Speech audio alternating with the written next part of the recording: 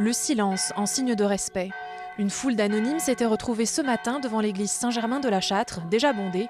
Près de 800 personnes se sont présentées pour assister à la cérémonie en l'honneur de Mathilde Forissier, décédée avec son compagnon le 25 avril dernier, lors du séisme qui a ravagé le Népal.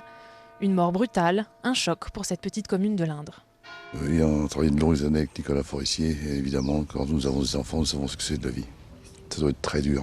Je pense que c'est important, oui, de sentir qu'on est entouré quand il arrive en même temps, c'est le destin, il faut y être prêt. La perte d'un enfant, c'est pas la loi, c'est pas la logique, on va dire. Mais il n'y a pas de logique. C'était le destin, certainement. Un destin coupé dans son élan. Cette cérémonie publique pour panser les plaies d'une famille et surtout rendre hommage à l'enfant du pays. À côté des anonymes, de nombreux élus locaux étaient présents pour marquer leur soutien. Je suis venu par sympathie.